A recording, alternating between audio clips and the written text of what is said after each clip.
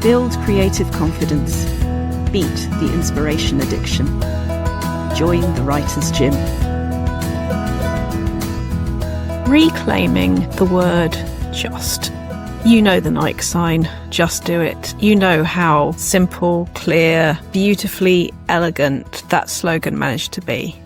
Have you also heard somebody say, why don't you just, and then put after that just something you are really struggling to do?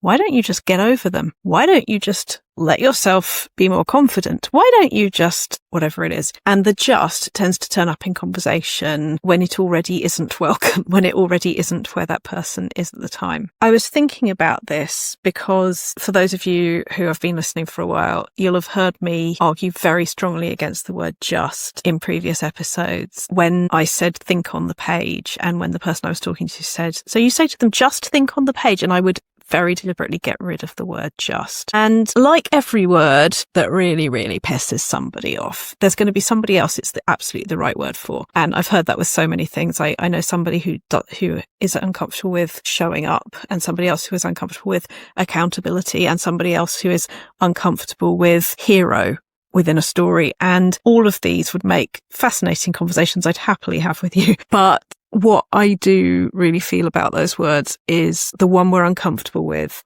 there's a conversation we're having over it in our heads. So for me and the word just, I've wanted to reclaim that a little bit recently. Example, Nike, just do it. I did that so well with an email this week. I was so proud of myself. I could have overthought that email until the cows come home. And it was a simple thing.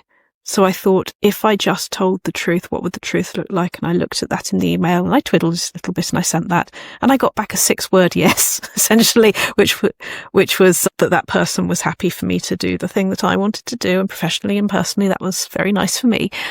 And I am reclaiming the word just because of that.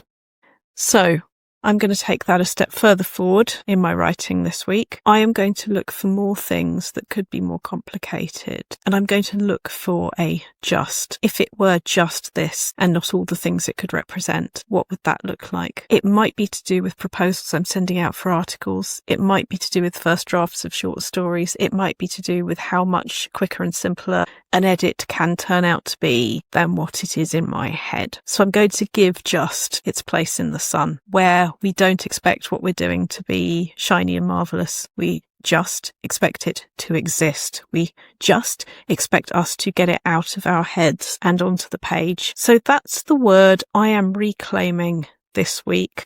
And I'm going to be kind to myself over that, because when we don't like a phrase or a word or something, if it sits uncomfortably, that's not wrong, but we might be missing some fun. So that's the one I'm playing with this week. If this rings true for anybody, if there is a word or a phrase or a concept that feels icky to you, I would love to know what it is.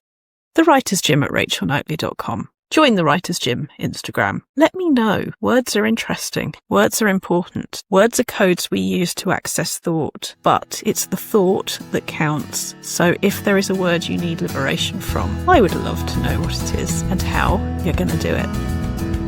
You've visited the Writer's Gym with author and coach Dr. Rachel Knightley. Production and sound design are by Ashley Lexine, and theme music is by Chris Gregory.